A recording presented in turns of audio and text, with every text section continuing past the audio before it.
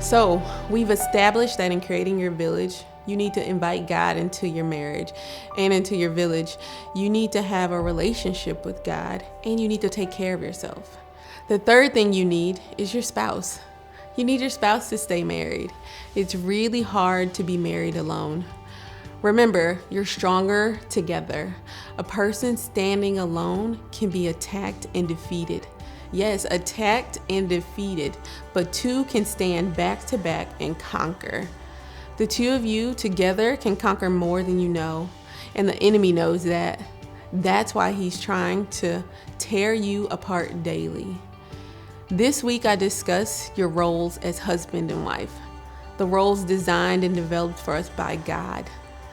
So as you prepare to dive into this week, I want you to open yourself up if you've been closed off or shut down. Maybe you've had some really traumatic life circumstances. Maybe y'all just got into a fight, or maybe you guys are in a really tough space. One of you wants to make it work while the other is drawing up the papers. Whatever space life has you in, I want you to fight your natural desires to shut down, because I don't want you to miss God speaking to you today because of your hurt, your pain, frustration, annoyance, bitterness, pride, or whatever is causing you to shut down. It is important to remember you're a team. You are not a solo act. My husband pointed out recently that he had a hard time sharing his heart or hard truths with me because he was afraid of hurting me. So he kept things in for years. But when he finally surrendered that fear, he realized I was stronger than he knew, and I could handle more than he thought. That gave him the confidence to share more and to be more transparent in our relationship. It's okay to be nervous and slightly anxious when it comes to sharing some hard truths with your spouse. You should feel that way. It's hard to know you may upset or hurt the person you love. That's scary, but it's necessary. It takes many things to stay married. And having a good character, being honest, vulnerable, and transparent with your spouse are just a few things. These are personality and moral traits that make up who you are. Your character is who you are when no one is looking. Honesty is you being truthful. Vulnerability is you exposing yourself to possibly being hurt. And transparency is having thoughts, feelings, or motives that are easily perceived. It's when your spouse can see the truth in you without you having to say anything to them. Some may say one is better than the other, but I believe they're all necessary because we're all different. Some are more of an open book than others, so transparency is easy for them. Others are great at answering questions, but not at noticing social cues from their spouse wanting them to share more. So they're great at honesty when they're asked. Some of us wear our hearts on our sleeves, so vulnerability is a piece of cake. Whatever character trait is stronger in you, know that it's needed. One is not better than the other. Hearing from God takes vulnerability and transparency, just like being married takes vulnerability and transparency. So ask your spouse if they feel comfortable talking to you. Don't assume they do. Ask them. If they don't, figure out together a way you both can resolve that problem.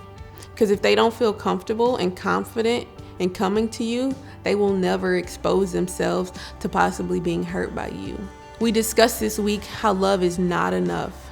It takes more than love to stay married. My husband and I were young by societal standards when we got married. We were 23 and 24 and had no idea what marriage was supposed to look like. All we knew is that we loved each other.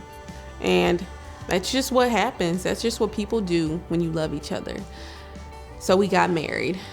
We figured we would just continue to do what we had been doing as children, as young adults. It was simple. We just now had the titles of Mr. and Mrs. added to our name, right? Wrong. After years of marriage, we learned marriage was more than titles. We began to develop a relationship with Christ and realized God required more of us. We didn't have to walk blindly through marriage and continue to do and live the way we had done it as children. And in the process of developing a relationship with God, we learned how to effectively communicate in our marriage. We've been communicating for years, but it wasn't effective. Years later, we have figured out what works best for us and our marriage, and that's talking. But you have to figure out what works best for you in your marriage. It may be talking, or it may be writing, it may be touching, or it may be spending time together. You have to figure out what works for you in your marriage. Galatians 6:4 tells us not to compare ourselves to others. Each person should judge his own actions and not compare himself with others. Then he can be proud of what he himself has done. So what works for me may not work for you. You may be thinking, I communicate fine, but they don't at all. But just because you speak well doesn't mean you effectively communicate in your marriage. It has to work for both of you to be effective. So have fun discussing. Again, be open to learning, accepting, and applying your roles as a spouse this week.